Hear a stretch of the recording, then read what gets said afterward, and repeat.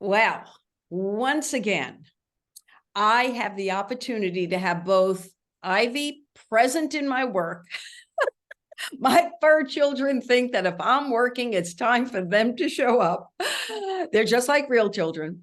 I am Andrea Goeglein. This is a conversation with the incredible Elaine O'Brien. She has written a book. Wait, I always do this wrong. There it is. She's written a book, The Power of Play. And that's going to be the topic of our conversation today, how to integrate play. And I will just tell you a few things about Elaine before we get started. Every so often, you come across someone who enters your life in one place and you're really kind of just peripherally aware that they're there. And then very suddenly, you realize that, wow, they're in your life in a very different way. And Elaine came into my life that way. And then I looked at her work and I realized that her work and my work at this point in time was taking on the same kind of life. And I was particularly struck because I had been, everybody knows the last year I've been having unicorn as an integral part of my work. And I got pushed back by someone that works with boards of directors and that was saying to me, they were a little concerned that that's a little fluffy and they don't want that kind of a theme. And I was initially attempting to get them to understand how work and play needed to be more integrated. And then who enters my life but Elaine O'Brien and her book. And this was the second time in a short period of time that had happened. And I'll talk about that in a minute. So Elaine, welcome. Thank you. What a joy to be with you, my incredible, beautiful Dr. Andrea. I just love your work and so appreciate having a conversation with you today, my glorious friend. Great. Well, I want to acknowledge, and you and I had this conversation before, so I don't want people to think I'm just springing this on you because that's not the purpose of these conversations. One of the things in my work, Elaine, and I'm sure in yours, is people think positive psychology has this meaning that you're supposed to be happy all the time. And it doesn't deal with the hard stuff and all of that nonsense that it's like, really? Who said that? It's like, maybe you should check that this is your bias and it really isn't what the work says. And in your case, in preparation for our conversation today, I was really taken when I read the intro of your book, where you had dedicated it to your father, who his sudden passing had brought you into positive psychology. And that was well over a decade ago. Is that correct? Yes, 15 years. Today, we sit here where you have just experienced another great loss, that of your mother, within the last few weeks. And one, that you have my heartfelt condolences. But two, you are an example of how this work helps people thrive through difficult challenges. So I want to ask you, will you speak to that a little bit between your work and your life, how that all blends together so others can learn? Yes. And I wanted to start out by thanking you for bringing forth the idea about how joy and grief can coexist. Right. And I got to see my beautiful new friend at a wedding of our family. My son-in-law's sister got married. And what a joy to connect with you. It was right after my mom had passed. And so I think that positive psychology, the science of happiness, well-being, and flourishing, lays down a foundation for goodness so that when we do go through a tough time, we're able to lift up and use the resources that we have, like our character strengths, the different tools that we have, use resilience and other things that really help us to move forward.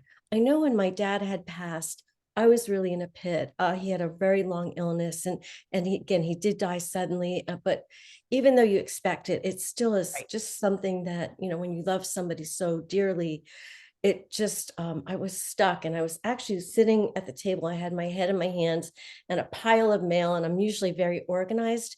And I looked through and I saw this paper, a piece of mail that said positive psychology.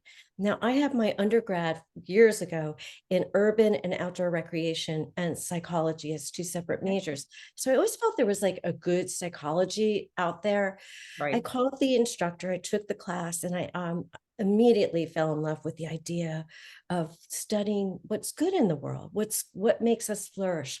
And to be able to lay down that foundation has, we talked about this prior, has changed my life. It's like Yeah. changed the lives of my family, people that I know, people I serve, community.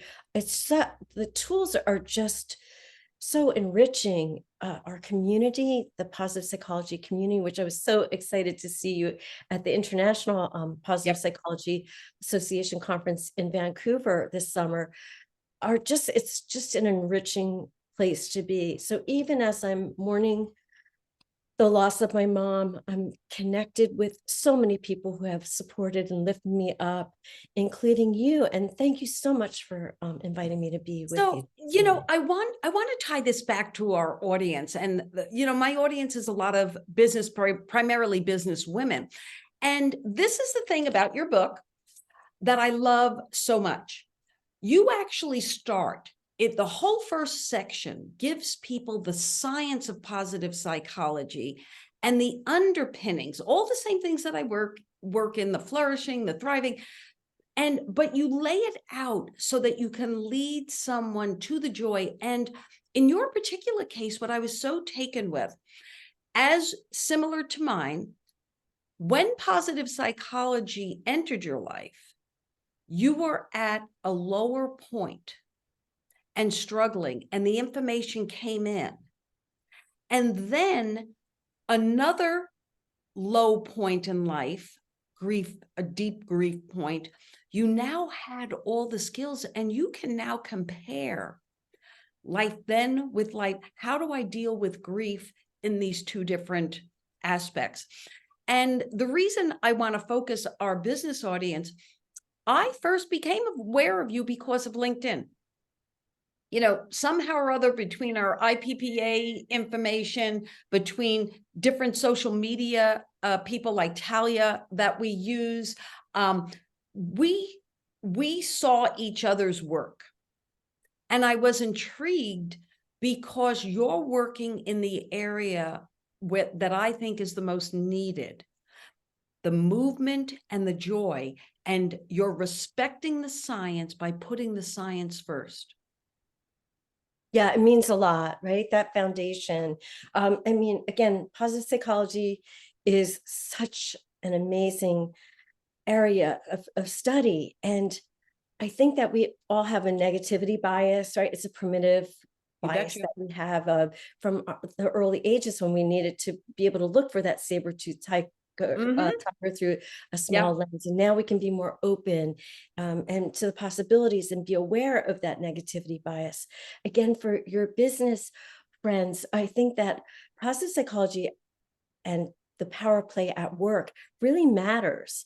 Yep. It matters because we have to look at our life like as a whole, right?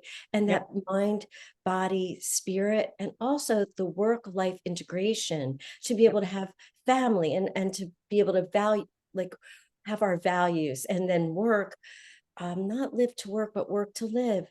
And I also think that, I mean, one thing that's really interesting to me is about how we can work and work and then we retire and then maybe we might get sick. And I have a very, very close friend who was very successful business person, very high powered, and now 70 is like suffering with like a degenerative illness. And Mm. thank goodness this person had the wherewithal to like have a lot of friends around and to be able to travel and make Right. beautiful memories with family. So again, I think that to me, the character strengths and values, that really is such a language that I wish that every human could know so that they could learn to value themselves And then that way, when you do, you can help other people as well and Yeah. serve people in And ways. that's, that's what I appreciated about your work. It was this integrative pattern. It was there is this devoid, and I will always bless the major pause caused by the global pandemic. It caused a shakeup of our thinking, and we are nowhere near completing or harvesting the good that can come from it. But one of the things, I'm not a fan of the word balance because I want to see it constantly integrated. Yes. That it's not as though you're balanced, it is so seamlessly integrated that it is the wholeness of, like, when you're in work meetings, you're silencing your mind first so that before you speak, the right words come out and not the emotional words. That when you have something on your calendar and you realize that it conflicts with a family, there isn't this torturous, oh, but I've got to be at work. You can actually have a support team that helps you see these things. So I'm going to tell you that first section, I always like to pick, a favorite chapter. For me, and things that have happened for me, it's chapter 2, the power of play and positive psychology, a lot of what you've been talking about, that these two things go hand in hand. If we're trying to raise up our positive emotions, and we're doing it in the workplace where there's a lot of different personalities, and we may have to do a lot of internal work in order to raise those positive emotions, that to me was a really favorite chapter, and it's early in the book. For you, because I know that the techniques, like the how do you do this, like the first section is the why you should do it, like smack yourself into consciousness, this is why you should do this.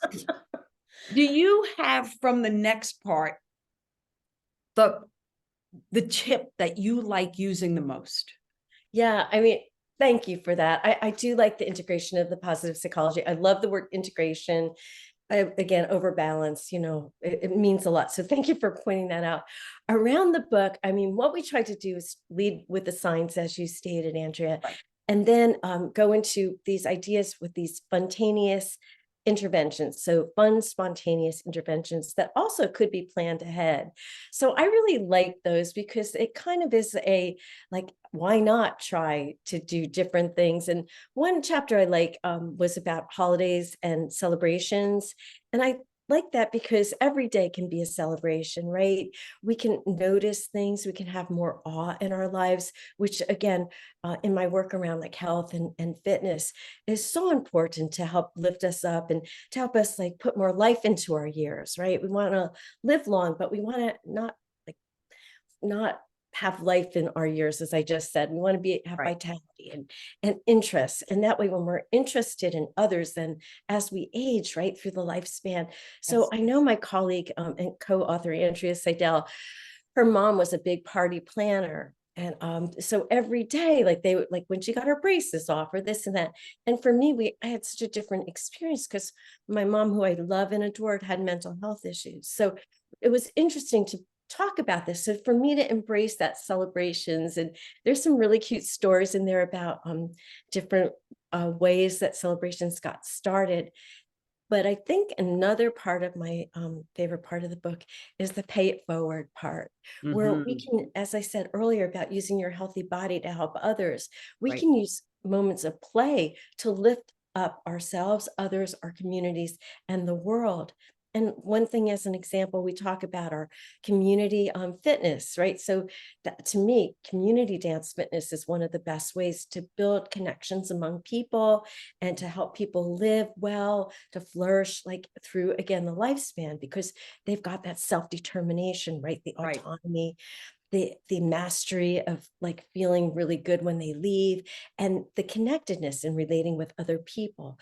So the pay it forward part is like whether you walk for the cure or you plog on the beach and picking up litter with a group of friends or even by yourself, you get so much fulfillment, and then it pays forward to the Right. universe, which Correct. means a lot to me. That I have to say that learning that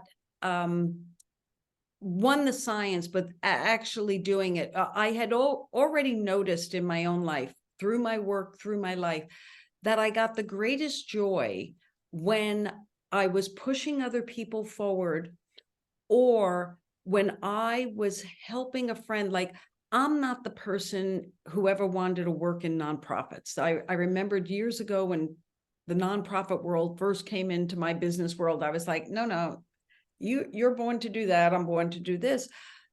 But what I did love is supporting their work, because those that were involved in these organizations really did it for a reason. They weren't doing it for the paychecks, because historically nonprofits did not pay comparable to corporations. And it's still pretty much, it's getting a little better or a lot better relative to years ago. But what I noticed was the act of supporting someone else's work or life had as much, if not more, gratification than doing something for myself. What a beautiful thing. That's such a beautiful observation, right? Yeah. That being a giver and connecting people and advancing people, just as you're doing today to advance my book and the Yes. story. I so appreciate you. And I know that your work benefits Teach for America. Yes. So here's what I've done this year, and it just spoke to the one that you did, the pay it forward. So I was really challenged. The markets have changed, what organization wants, how they want it, all that stuff. And a little bit of me is like, really, do I need to reinvent this again?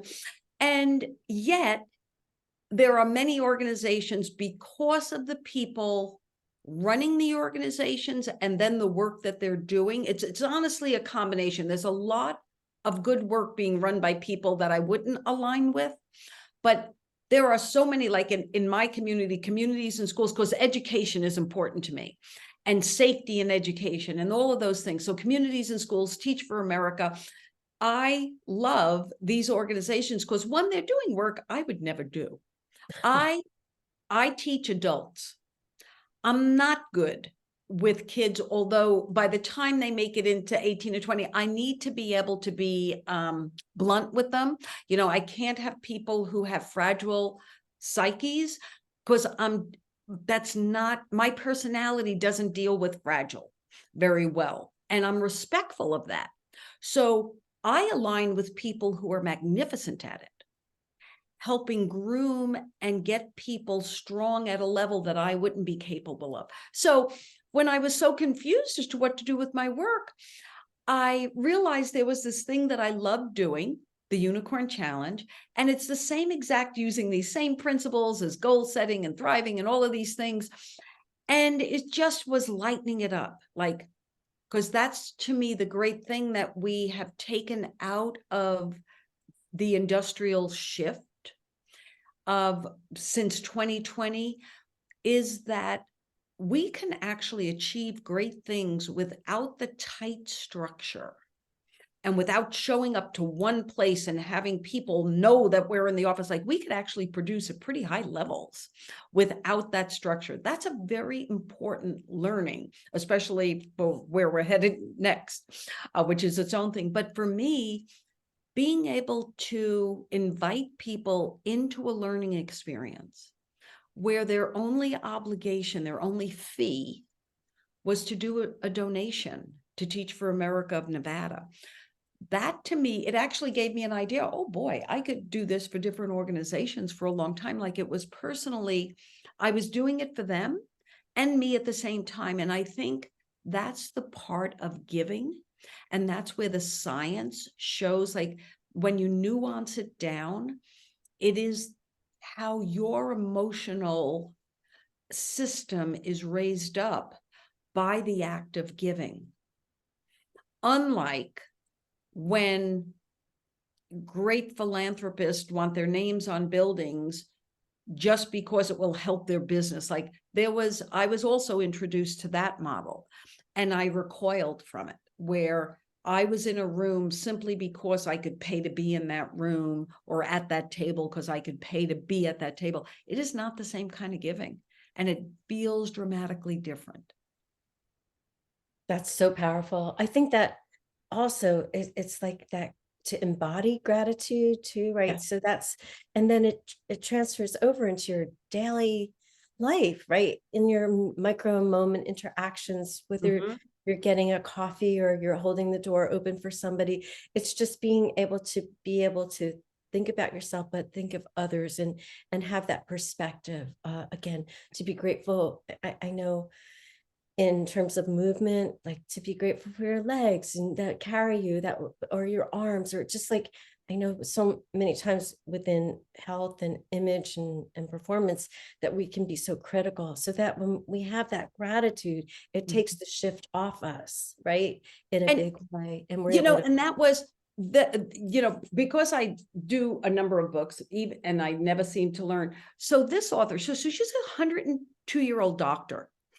And when I interviewed Dr. Gladys, the reason your work resonated so much was that your background was in movement. And she devotes an entire chapter to how important that is. So here you had both someone medically and who has lived the years.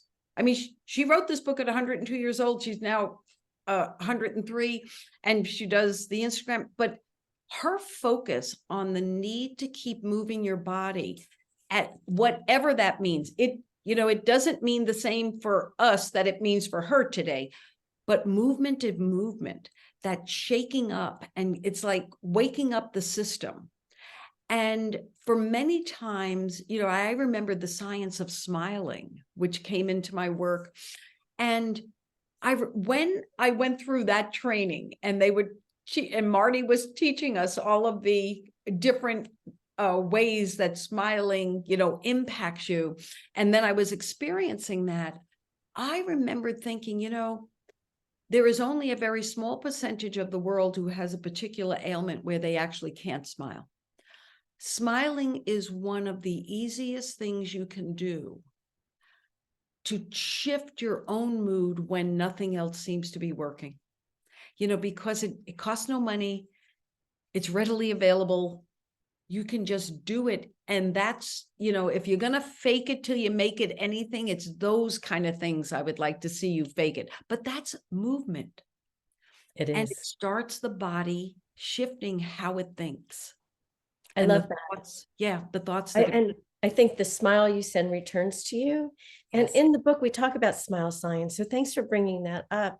And great. I mean, it is a cultural difference. Like some countries in the Yes, world don't smile as much. And I was correct. reading something and they were saying, well, when people smile a lot, they're not taken as seriously. But Right. maybe that's because we're not like used to it, or to just spread that joy through our, like, I love that you're saying smile is movement, because it is. That orbicularis oris, the zygomaticus, Yes. it's so important, right? And I think that movement is really like life-changing, whether you get out and take a walk. And I've done a marathon. I've produced a halftime show for the NFL and had Mhm. 300 people dance on the field. And the highlight of that was, it was a benefit for the American Lung Association. Every person on the field who did this choreographed 10-minute routine pledged at least a couple $100. And we raised over $50,000. It went on to raise over 6 million nationwide. And along with that, one of the best experiences was to select music and choreograph that, to get the people in the stands up and dancing, and to see 50,000 people up and moving at Giant Stadium was a thrill. I mean, my work pretty much is around moderate movement, though, across the lifespan. If you can think about doing aerobic activity, which strengthens your heart and your lungs, and just a little brief walk, flexibility training to just stretch, even after a shower, a bath, or a little walk, stretch to work on balance training and strength training. One of the best things that we can do through the lifespan, Absolutely. especially as we age, right? To Mhm. maintain that muscular strength, muscular integrity, muscular, yeah, just that muscular goodness. I Yep. mean, again, that it connects to your head in such a big way, so that mind, body, spirit integration is so powerful to lift you up and lift up others. I want to share with you something that just had the movement thing. You said three things that hopefully I'll remember all three of them. The first one was that many times we don't do things because there is a judgment. And that's me paraphrasing what you said, that we'll look silly. We're not as serious, I believe is what you said.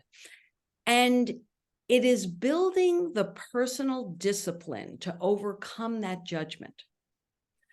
And knowing that if you do things that make you feel better, in turn, you're impacting those around you. So if you have any inspiration to get over that judgment of looking silly, think about how many people you could help. Yes. I had not known about your halftime experience last night. And again, I'll try and do this right. There we go. So I was at the Down Syndrome of Southern Nevada organization gala last night. There is a troupe based out of California where, going back to 2016, this woman was just hired initially to help. I think it was 2008. She was just hired to develop a dance program for the clients of the Down syndrome organization there. And it has evolved by 2016 into this movement organization because the impact of the movement on them and the joy coming out of this troupe last night, they lit up the room several times. Yeah. And beautiful. yes, and that was such an important. And then there was the third thing, and of course that's the thing I'm forgetting. I'm always good at forgetting something. But however, what I am good at is keeping these relatively short so that people will watch them, because the most important thing is they do go out and get your book and learn the tips. And then I would like to thank you by closing with a quote. And I'm going to make sure that everybody does have your website and things and where to get you when I post this. But there was a quote, and I just loved it in the preparation for today. It is so much of what we teach, that awareness, because whether you're becoming more aware of your body and how it helps lift up your spirits, or a lot of the work that I do, quieting the mind so that you become more aware of the information around you so you can integrate it into what you're building and creating. There was, in my morning work this morning, a quote that opened up one of the readings. Stay free inside the game, find the glory inside yourself so that you can dance with a little abandon and with a little more shaking of those hips, Billy Fingers. And I think at every age, that advice to just add that shaking of the hips into the things that we do, we'd be able to create and correct a lot of things in our world.